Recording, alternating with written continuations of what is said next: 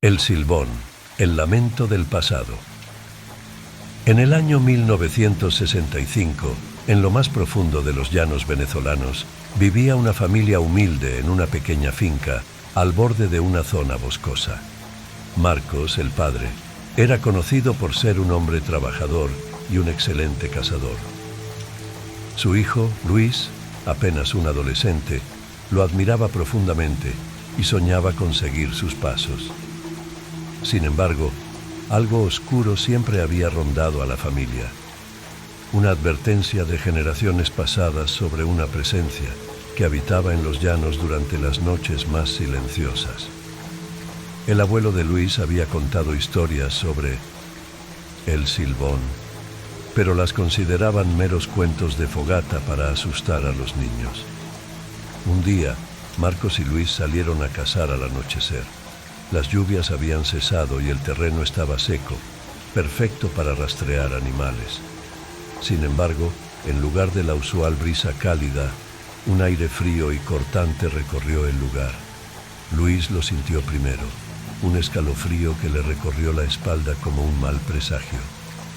«Padre, mejor volvamos, siento que algo anda mal», dijo Luis, mientras apretaba con fuerza su rifle.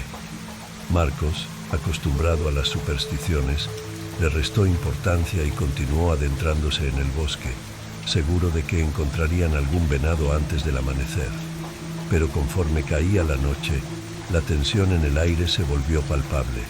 El viento se calmó y el silencio era tan profundo que se podía escuchar el crujido de las hojas bajo sus pies. De repente, un sonido extraño rompió el silencio. Un silbido, largo y agudo, que parecía retumbar en la distancia. Luis se detuvo en seco, recordando las historias de su abuelo. Intentó escuchar con más atención, pero el sonido parecía provenir de muy lejos, apenas perceptible. «¿Escuchaste eso, padre?», preguntó, pero Marcos no respondió de inmediato. El hombre frunció el ceño, mirando a su alrededor con cautela. Algo en el aire había cambiado, como si el bosque mismo contuviera la respiración. El silbido se repitió, esta vez más fuerte, aunque aún distante. «Es solo el viento», dijo Marcos, intentando tranquilizarse a sí mismo. Nada de qué preocuparse, pero Luis no estaba convencido. Recordaba bien las palabras de su abuelo. «Si el silbido se oye lejos, corre, porque está cerca. Si lo oyes cerca, ya es tarde». Continuaron caminando, pero Luis no podía sacudirse la sensación de ser observado. Un crujido resonó a su izquierda, y cuando giró la cabeza, lo vio, una sombra alta y delgada, que se movía entre los árboles con una lentitud inquietante. Estaba demasiado lejos para distinguir detalles, pero su tamaño era descomunal, casi inhumano. «¡Padre!», exclamó Luis apuntando hacia la sombra. Marcos miró rápidamente, pero la figura ya se había desvanecido entre la espesura. Confundido y ahora visiblemente nervioso, decidió que era momento de regresar. «Vamos a casa», ordenó, sin admitir el miedo que comenzaba a apoderarse de él. Mientras caminaban de vuelta, el silbido continuaba, cada vez más insistente, pero seguía sonando como si estuviera a kilómetros de distancia. Luis sabía lo que eso significaba. Estaba cerca, muy cerca. Al llegar a los límites de la finca, vieron algo que los hizo detenerse en seco. Frente a la casa, bajo el tenue resplandor de la luna, estaba la figura delgada y alta de un hombre, vestido con harapos y sosteniendo un enorme saco en sus hombros. Era el Silbón.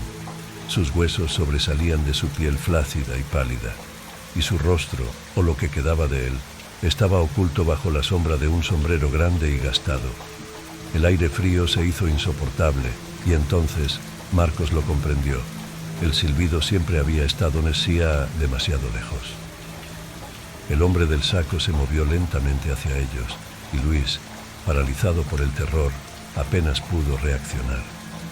Marcos, con más coraje que juicio, levantó su rifle y disparó. El eco del disparo resonó en los llanos, pero el Silbón no se inmutó. Continuó su avance, imparable, sus pasos apenas audibles en la tierra seca. Marcos intentó disparar de nuevo, pero su rifle falló, como si el aire mismo se hubiera vuelto en su contra.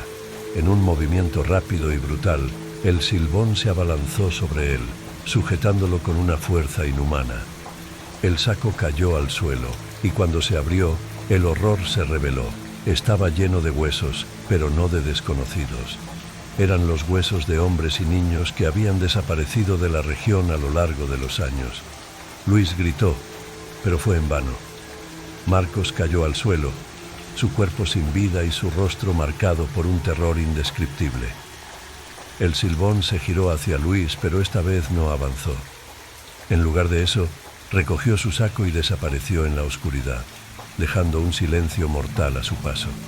Luis, aterrado y destrozado, apenas pudo moverse. Cuando los aldeanos lo encontraron al día siguiente, no era más que una sombra del joven que había sido.